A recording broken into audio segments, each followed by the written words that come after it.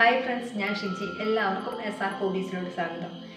ഇന്ന് ഞാൻ വന്നിരിക്കുന്നത് പെസഹ അപ്പത്തിൻ്റെയും പാലിൻ്റെയും റെസിപ്പി ആയിട്ടാണ്. വീഡിയോയിലോട്ട് പോകുന്നതിന് മുമ്പായിട്ട് നമ്മുടെ ചാനൽ നിങ്ങൾ ഇതുവരെ സബ്സ്ക്രൈബ് ചെയ്തില്ലെങ്കിൽ ഒന്ന് സബ്സ്ക്രൈബ് ചെയ്ത് സപ്പോർട്ട് ചെയ്യണം. അതിനു വേണ്ടി ആദ്യമായിട്ട് വേണ്ടത് ഉഴുന്നാണ്. 3/4 കപ്പ് അളവിൽ എടുത്തു വെച്ചിട്ടുണ്ട്. നന്നായിട്ട് കഴുകി എടുത്തുകൊണ്ട് വന്നതാണ്. ഇത് നമുക്കൊന്ന് വറുത്തെടുക്കാം.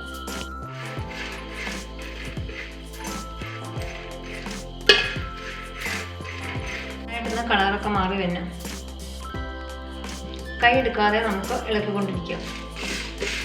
നന്നായിട്ട് വറുത്തെടുത്തിട്ടുണ്ട്. നമുക്ക് ഫ്ലെയിം കൊടുക്കും. പല സ്ഥലങ്ങളിലും പല രീതിയിലാണ് തയ്യാറാക്കുന്നത്.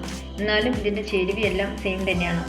ഒന്നുകിൽ നമുക്ക് ഉഴുന്ന് നേരിട്ട് തന്നെ പൊടിച്ചെടുക്കാം, അല്ലെങ്കിൽ ഇത് വെള്ളത്തിലിട്ട് കുതിർന്നതിന് ശേഷം അരച്ചെടുത്താലും മതി. ഞാനിപ്പോൾ ഇത് പൊടിച്ചാണ് എടുക്കുന്നത്. ഇതായിട്ട് വേണ്ടത് തേങ്ങയാണ്. തേങ്ങ നമ്മുടെ ഇഷ്ടാനുസരണം നമുക്ക് ചേർത്ത് കൊടുക്കാം. ഞാനിപ്പോൾ ഇത്രയും തേങ്ങ എടുത്ത് വെച്ചിട്ടുണ്ട്. നമുക്ക് മിക്സിയിൽ അരനോക്കിട്ട് ചേർത്ത് കൊടുക്കാം. ഞാൻ ഇത്രയും വെളുത്തുള്ളി എടുത്തിട്ടുണ്ട്. ഇത് നമുക്ക് ചേർത്ത് കൊടുക്കാം. ഇതിലോട്ട് കുറച്ച് ജീരകം കൂടെ നമുക്ക് ചേർത്ത് കൊടുക്കാം.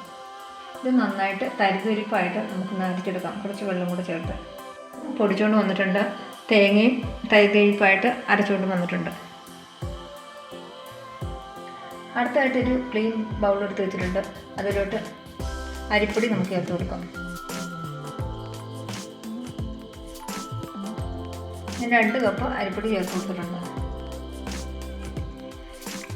അടുത്തായിട്ട് നമ്മൾ അരച്ചുകൊണ്ട് വന്ന തേങ്ങ ചേർത്ത് കൊടുക്കുക. ഇതിലോട്ട് നമ്മൾ പൊടിച്ചുകൊണ്ട് വന്ന ഉഴുന്നും കൂടെ നമുക്ക് ചേർത്ത് കൊടുക്കാം. ആവശ്യത്തിന് ഉപ്പും കൂടെ നമുക്ക് ഇനി ചേർത്ത് കൊടുക്കാം. ഞാൻ മിക്സിയിൽ ചേർത്തോട്ട് കുറച്ച് വെള്ളം കൂടെ ഒഴിച്ചിട്ടുണ്ട്. നമുക്ക് ചേർത്ത് കൊടുക്കാം.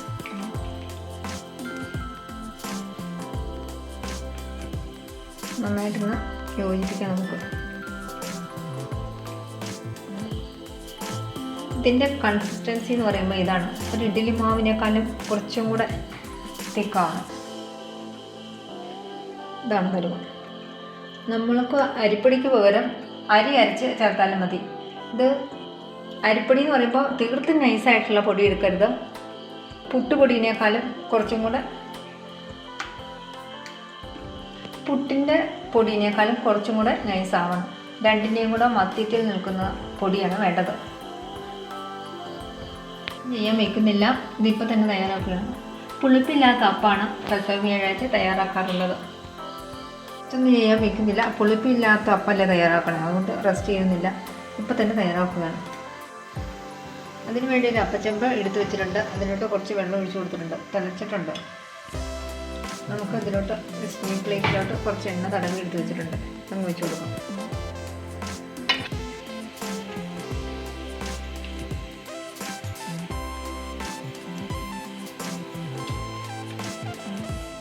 പെസഹ വ്യാഴാഴ്ചയാണ് ഈ അപ്പം നമ്മൾ തയ്യാറാക്കാറുള്ളത്.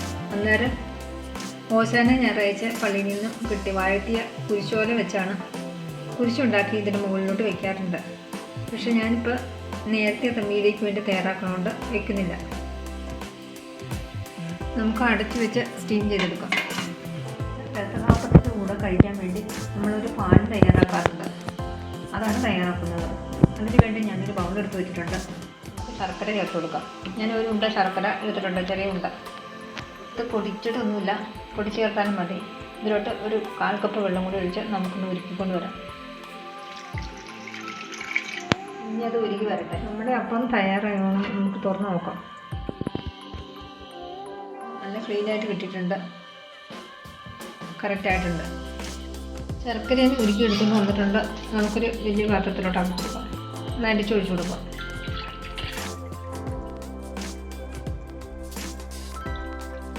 ഒരു അരമുറി തേങ്ങ പാലെടുത്തുകൊണ്ട് വന്നിട്ടുണ്ട്. 1-ാം പാലും എടുത്തിട്ടുണ്ട്, 2-ാം പാലും എടുത്തിട്ടുണ്ട്. നമുക്ക് 2-ാം പാല് ഇതിലോട്ട് ശർക്കര പാലിലോട്ട് കുറച്ച് അരിപ്പൊടിയും കൊണ്ട് എടുത്തിട്ടുണ്ട്. നമ്മൾ ചേർത്ത് കട്ടയൊന്നുമില്ലാതെ നന്നായിട്ട് മിക്സ് ചെയ്യും.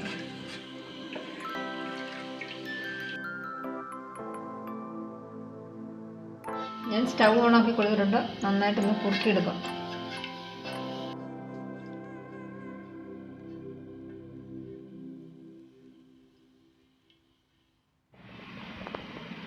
നന്നായിട്ട് കുറുകി തുടങ്ങിയിട്ടുണ്ട്. സമയത്ത് ഏലക്കയും ജീരകവും കൂടെ പൊടിച്ചുകൊണ്ട് വന്നിട്ടുണ്ട്. കുറച്ച് പഞ്ചസാരയും കൂടെ ചേർത്ത്, വേണമെങ്കിൽ ചുക്കുപൊടിയും കൂടെ ചേർത്ത് കൊടുക്കാം. അത് നമുക്ക് ചേർത്ത് കൊടുക്കാം.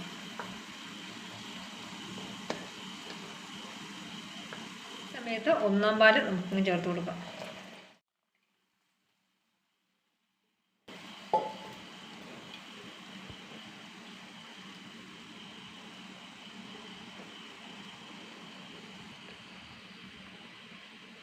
പതുക്കെ തിളച്ച് വരുമ്പോൾ നമുക്ക് ഫ്ലെയിം ഓഫ് ചെയ്യും.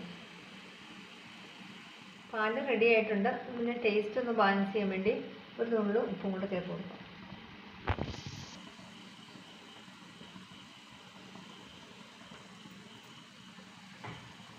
ഫ്ലെയിം ഓഫ് ചെയ്തിട്ടുണ്ട്. നമ്മുടെ പെസഹ അപ്പവും പാലും റെഡി ആയിട്ടുണ്ട്. ഈ വീഡിയോ നിങ്ങൾക്ക് ഇഷ്ടപ്പെട്ടെന്ന് ഞാൻ വിചാരിക്കുന്നു. ഇഷ്ടപ്പെട്ട നിങ്ങൾ ചാനലൊന്ന് സബ്സ്ക്രൈബ് ചെയ്ത് സപ്പോർട്ട് ചെയ്യണം. അതുകൂടാതെ ലൈക്ക് ചെയ്യണം, ഷെയർ ചെയ്യണം. നിങ്ങളുടെ വിലയേറിയ അഭിപ്രായങ്ങൾ കമൻറ്റായി രേഖപ്പെടുത്തുകയും ചെയ്യണം. അടുത്ത നല്ലൊരു വീഡിയോ ആയിട്ട് നമുക്ക് വീണ്ടും കാണാം. Thanks for watching.